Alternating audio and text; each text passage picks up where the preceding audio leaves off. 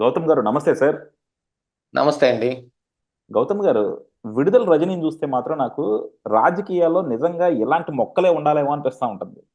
ఆ రోజు చంద్రబాబు గారు తెలుగుదేశంతో ఉన్నప్పుడు మహానాడులో తొడగొట్టేసి మీరు పెంచిన మొక్కే మీరు పెట్టిన భిక్షే నా జీవితం అన్నట్టు మాట్లాడి చంద్రబాబు గారి దగ్గర మార్కులు కొట్టేసింది. ఆ తర్వాత జగన్మోహన్ రెడ్డి దగ్గరికి వెళ్ళినప్పుడు గత 5 సంవత్సరాల నుంచి కూడా జగన్మోహన్ రెడ్డి గారిని కావాల్సినప్పుడల్లా ఆకాశానికి ఎత్త జగన్మోహన్ రెడ్డి దగ్గర కూడా బాగా మార్కులు కొట్టేసింది. అండ్ అలాగే అదే. ఇప్పుడు జగన్మోహన్ రెడ్డి ఓడిపోయినాక ఈమె విడుదల రజనీ గారు బీజేపీలోకి వెళ్ళిపోతారన్న వార్తలు కూడా వచ్చినాయి. కానీ ఇప్పుడు కనుక అవును. మనం చూస్తుంటే విడుదల రజనీ గారు వైఎస్ఆర్సీపీలో చాలా కీలక పాత్ర పోషిస్తున్నట్టు కనబడతా ఉంది. ఎందుకంటే ఈరోజు జగన్మోహన్ రెడ్డి ఎక్కడ ప్రెస్ మీట్ పెట్టినా పాపం పక్కన ఆమె నుంచుంటుంది. అలాగే బాలినేని శ్రీనివాసరెడ్డి లాంటి వాళ్ళు పార్టీ విడిచి వెళ్ళిపోతున్నప్పుడు కూడా అనుసంధానకర్తగా కావచ్చు, లేకపోతే జగన్మోహన్ రెడ్డి గారు మెసేజ్ చేరవేయడానికి కావచ్చు, దేనికైనా సరే పాపం ఆమె కష్టపడతా ఉంది. జగన్మోహన్ రెడ్డి దగ్గర విడుదల రజని ఎంత మార్కులు కొట్టడానికి కారణం ఏమంటారు సార్? దానిదేముందండి. ఆ చెబుతారు, వెనకటికి ఒక సామెత చెబుతారు, గుర్తుంది. ఉహు, ఏ చెట్టు లేని చోట ఆముద వృక్షమే మహావృక్షం అంట. ఉహు, ఇప్పుడు వైఎస్ఆర్ కాంగ్రెస్ పార్టీలో ఎవరున్నారు చెప్పండి? ఉహు, యాక్చువల్గా ఆవిడ కనపడింది మొన్న గుంటూరులో జగన్మోహన్ రెడ్డి ఆ నందిగాం సురేష్ని చూడటానికి వచ్చినప్పుడు కనపడింది. దానికి ముందేం కనపడలా. ఉహు, విజయవాడలో కూడా ఏం పెద్దగా ఏం కనపడలేదు. ఈ పక్కనే గుంటూరులోనే ఆవిడ ఉంది. యాక్చువల్గా గుంటూరు, ఆయన ఏ జైలు చూడటానికి నందిగాం సురేష్ని చూడటానికి వచ్చాడో ఆ ఏరియా మొత్తానికి ఆ వైఎస్ఆర్సిపి కంటెస్టెంట్ మరి విడుదల రజనీయే కదా, ఉహు, గుంటూరు టూ.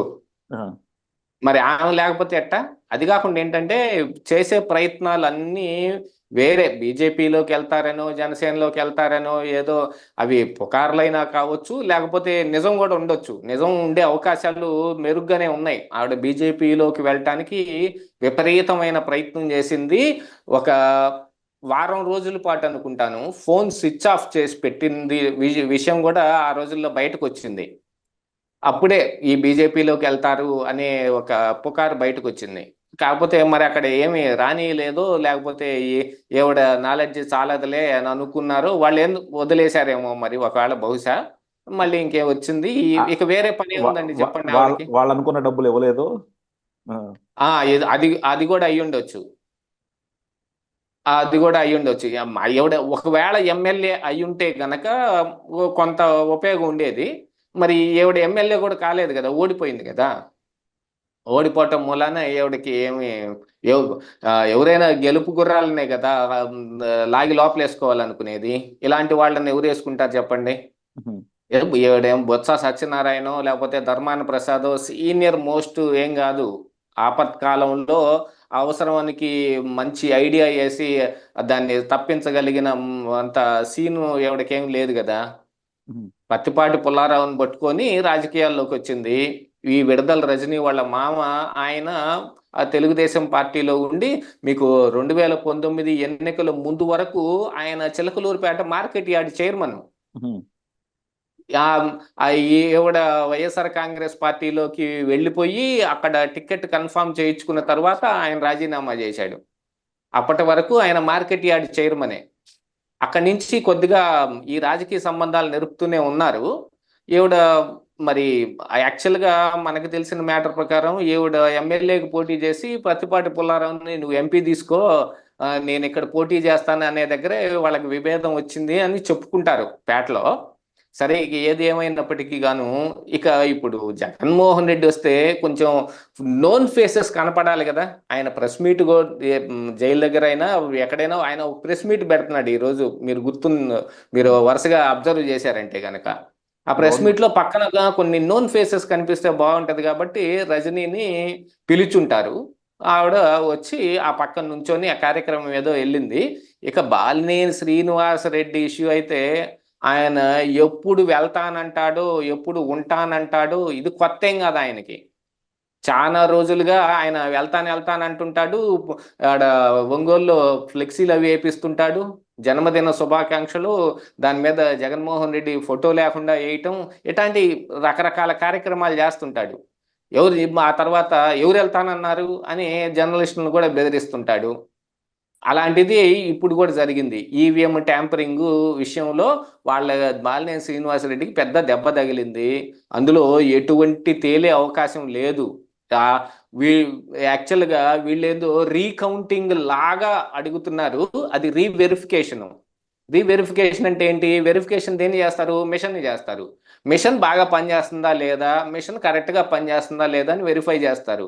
అంతే తప్ప వివిప్యాట్ స్లిప్పులు తీసి అందులో ఉన్న పాత కౌంట్ చేయరు. అది రీకౌంటింగ్ ఎప్పుడు లోపు దాన్ని చేసుకోవాల్సింది అనౌన్స్ చేసే లోపు. అప్పుడు ఆయన ఏమో రీకౌంటింగ్ పెట్టలేదు కదా. అప్పుడు అడిగితే 4 సార్లు ఆయన రీకౌంటింగ్ చేస్తారు. రీవెరిఫికేషన్కి రీకౌంటింగ్కి మధ్య ఉన్న ఆ లైన్ ఒకటి ఉంటుంది. దాన్ని బేస్ చేసుకొని వీళ్ళు ప్రాపగండా కోసం కేసుల దాకా వెళ్ళారు. కేసులతో కూడా ఏం తేలే అంశం ఏం కాదు. ఆడ అనవసరంగా బాలినేని శ్రీనివాసరెడ్డి ఫూల్ అయిపోవటం తప్ప. ఇంకా దాంతో పాటుగా ఏంటంటే ఇప్పుడు ఆయన జనసేనలోకి వెళ్తాడు. ఎందుకంటే అప్పుడు ఒక వైజాగ్లో ఒక జనసేన కార్పొరేటర్ సంథింగ్ ఎవరో, సబ్జెక్టు కరెక్షను, ఆయన మాట్లాడిన కొన్ని మాటలతోటి బాలినేని శ్రీనివాసరెడ్డి బాగా హర్ట్ అయిపోయి పవన్ కళ్యాణ్ తోటే మాట్లాడుకున్నాడు డైరెక్ట్గా. ఆ ఆ పవన్ కళ్యాణ్ కూడా ఈ విషయం ఎక్కువ మాట్లాడొద్దని ఆయన కూడా అందరినీ జన సైనికులు మొత్తాన్ని వారించినట్టుగా ఉంది. దాంతో పాటుగా ఏంటంటే బాలినేని శ్రీనివాసరెడ్డి ఫ్యామిలీలో మెంబర్ లాంటివాడు. ఈ కంపల్సరీగా వాళ్ళ ఫ్యామిలీ మెంబరే కదా. ఆయనే ఈ వైఎస్ఆర్ కాంగ్రెస్ పార్టీ తప్ప వేరే దిక్కు లేదు. యాక్చువల్గా చెప్పాలంటే ఆయన్ని ఇప్పటికిప్పుడు జనసేనలోకి తీసుకుంటారు అనే నమ్మకం లేదు. టీడీపీలోకి ఆయన వెళ్ళడు, రానివ్వరు. బీజేపీలోకి వెళ్ళటానికి అది వేరే. బాలినేని శ్రీనివాసరెడ్డి అంటే అసలు బీజేపీలో పనికిరారు. బీజేపీలో మనాలి అని అంటే, అక్కడ మన్నన పొందాలి అని అంటే కనుక చాలా ముదుర్లు అయి ఉండాలి. దేశం ముదురైతే తప్ప బీజేపీలోకి వెళ్ళటం కుదిరే పని కాదు. ఈయనేం దేశముదురు కాదు, ఈయన చాలా అమాయకుడు. ఈయన్ని వాసన్న వాసన్న అని చాలా చిన్న చిన్న వీళ్ళందరూ కూడా దగ్గరికి వెళ్ళిపోయి ఆయన్ని ఉత్తినే మోసం చేసేయగలరు. ఆయన వాళ్ళందరూ చెప్పి నేను నమ్ముతాడు. అంత అమాయకుడు యాక్చువల్గా వాసన్న. నోట్లో ఏలు పెడితే కొరకలేని పిల్లాడు అంటారు చూడండి, అలాంటి వాడే బాలినేని శ్రీనివాసరెడ్డి.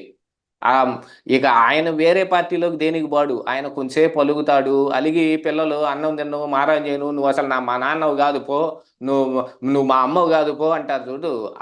అలాంటి మెంటాలిటీ అయింది. అందుకని ఆయన చేస్తాడు. ఏదో మరి ఇప్పుడు చిలకలూరుపేటకి గుంటూరు ఎంత దూరమో, ఒంగోలు ఇంకొంచెం దూరం అవతల సైడ్గా, మరి దగ్గరలో ఉన్న ఆవిడ కదా, ఏదన్నా మాట్లాడటానికి వెళ్ళిందేమో. జర్నలిస్టులు కూడా ఎంటబడి ముందుకు పడి ఆపి అటు చేసి ఇటు చేసి సర్కస్ ఫీట్లు అన్నీ చేస్తుంటే మొహాన డోర్ వేసుకొని వెళ్ళిపోవాల్సి వచ్చింది. ప్లీజ్ అమ్మా, వద్దమ్మా, నువ్వు తప్పుకోమ్మా అని అంటున్నా కూడా వీళ్ళు మైక్ పెట్టి ఏదో ఒకటి రాబట్టాలని ట్రై చేస్తారు కదా. అదే ఇప్పుడు జరిగి మొహాన్ని తలుపేసుకుంటాం జరిగింది. అదే ఇప్పుడు మరి ట్రోలింగ్ కూడా జరుగుతుంది. ఎలా మొహాన్ని తలుపులు వేసుకున్నందు మూలానే మీకు 11 సీట్లకు పరిమితం అయిపోయారు అని. ఏం చెబుతాం, ఇంకా ఎవడు గోల వాళ్ళది. జర్నలిస్టులు ఏదో ఒక రకంగా నేను అద్భుతమైన ఒక మ్యాటర్ బట్టి మన ఛానల్కి అందించానని జర్నలిస్టులు మోటో, ఏమీ చెప్పకుండా వెళ్ళిపోవాలనేది ఈ రాజకీయ నాయకులు మోటో. ఇక విహెచ్ లాంటి వాళ్ళు ఉన్నారు, పాత వి హనుమంతరావు లాంటి వాళ్ళు. వాళ్ళే ఒక లెటర్ రిలీజ్ చేస్తారు ప్రెస్ వ్యూకి, వాళ్ళే పంపిస్తారు అందరికీ. అది వేసిన తర్వాత అధిష్టానం నుంచి ఏదో మ్యాటర్లో సెటిల్ అవటం కానీ లేకపోతే వార్నింగ్లు రావటం కానీ జరిగితే, ఎవరు ఇచ్చారు మీకు అసలు ఆ లెటరు, ఎవరు మిమ్మల్ని అడిగింది, నేను చెప్పానా అని గదమాయిస్తాడు. అది వేరే రకమైన రాజకీయం అన్నమాట. వాళ్ళది అనుకున్నది ఏదో బయట పెట్టడం కోసం చేస్తుంటారు. ఇలాగ ఒక విచిత్రమైన పరిస్థితి నెలకొంది. దాంతోపాటుగా ఏంటంటే మనకి చాలా రోజులుగా చూస్తున్న దాని ప్రకారంగా విజయసాయి రెడ్డితో కానీ సజ్జల రామకృష్ణారెడ్డితో కానీ ఈ విడుదల రజనీకి మంచి సంబంధాలే ఉన్నాయి.